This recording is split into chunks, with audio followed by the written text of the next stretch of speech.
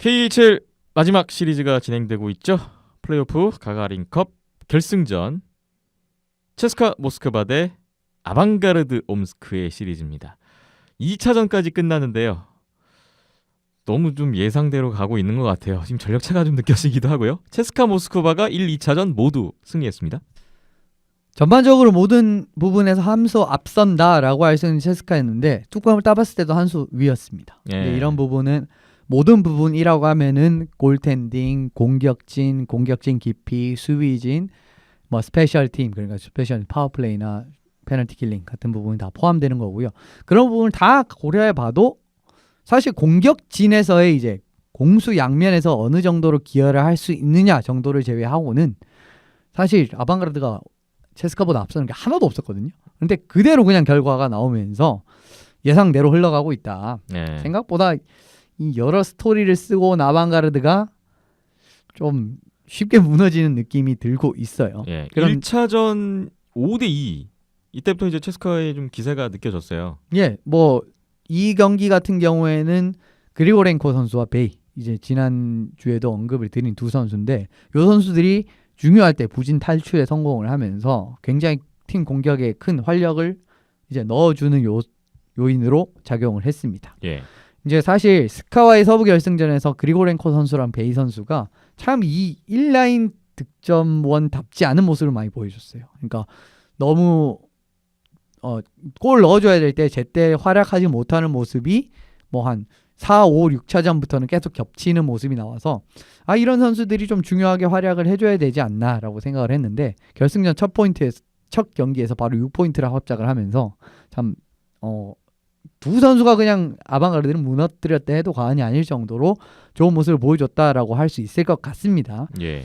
물론 아방가르드도 이제 타일러 백 선수가 참 득점력도 좋고 여러모로 이제 아방가르드에서 중요한 자원인데 이 선수가 동부 결승전에서 부상으로 제 기억에는 한 3경기 정도를 결장을 한 걸로 기억을 해요. 3-4경기 정도를 결장을 했는데 가가린컵에서 결승전에서 복귀를 했습니다. 그렇기 때문에 아방가르드도 어느 정도 전력이 완성이 된 상황에서 이제 두 팀 맞붙는 상황이었지만은 1라인에서 차이가 굉장히 많이 벌어지는 장면이 나왔고요.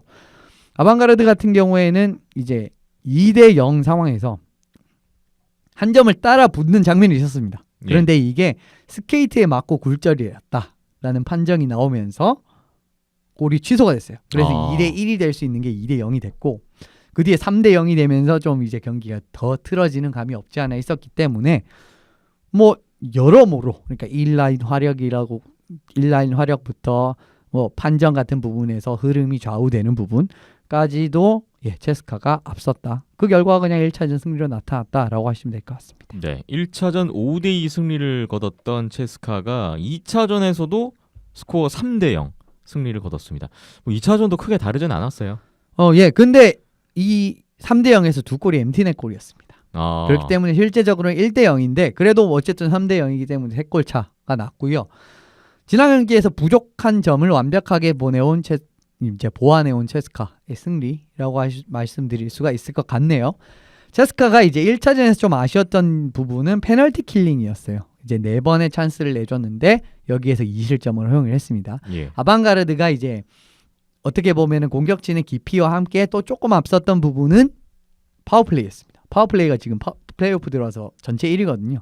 근데 30%가 넘기 때문에 굉장히 특급이라고 할 수가 있는데 제가 스페셜 팀에서 호각이라고 말씀드린 부분은 페널티 킬링이 체스카가 더 좋기 때문에 이제 호각이라고 말씀드렸는데 어쨌든 1차전 같은 부분을 보시면 아방가르드가 파워플레이에서 2골이나 뽑아냈단 말이에요. 예. 그렇기 때문에 꽤 성공했죠. 왜냐하면은 전력이 뒤처지는 팀이 전력을 잡기에 가장 좋은 이제 흐름이라고 할 수 있으면 스페셜 팀 같은 부분을 잘 살린다면은 또 경기가 수월하게 흘러가고 있는데 어쨌든 졌지만 2골을 넣었단 말이에요. 이 부분을 공략을 하면 된다라는 말인데 2차전 같은 경우에는 체스카가 페널티를 경기 내내 2개밖에 범하지 않았습니다. 예. 물론 아방가르드는 하나도 범하지 않았는데 어쨌든 2개면은 적은 수치예요. 아예 기회조차 주지 않았네요. 그렇죠. 이 정도면 사실 기회조차 주지 않았다라고 이제 말씀을 드리는 게 맞는 것 같고요.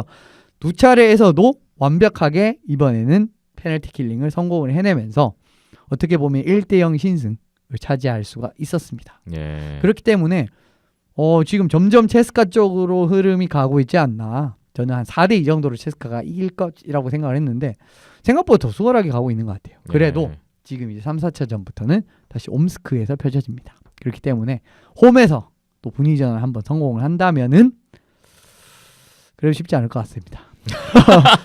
예, 그게 제 솔직한 그래도 말씀이고 아방가르드는 쉽지 않을 것 같다라는 말씀이시네요. 올해 체스카는 진짜 강해도 너무 강합니다. 그런 부분이 지금 1라운드, 2라운드, 3라운드, 4라운드 계속 보면 볼수록 확신이 네. 들고 있는 상황이기 때문에 네.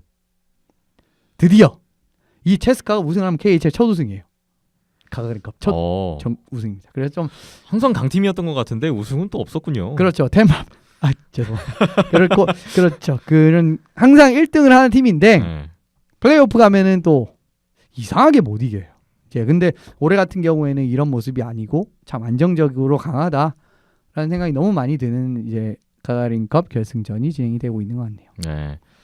2승 현재 확실히 뭐 체스카가 유리한 건 사실인데 아방가르드 옴스크가 홈에서 반전을 쓸지 또 스포츠는 모르잖아요. 모르죠. 플레이오프의 의외성이 있기 때문에. 이러다가 4연승 해가지고 그냥 뭐 요즘에 그 NHL 플레이오프 지금 결과 나오는 거 여러분 보고 계시죠? 예, 연습 기자님 예측이 다 맞는 건 아니에요. 물론 KHL이 조금 더 확률이 높긴 높은 것 같긴 한데 일단은 지켜보겠습니다. 네.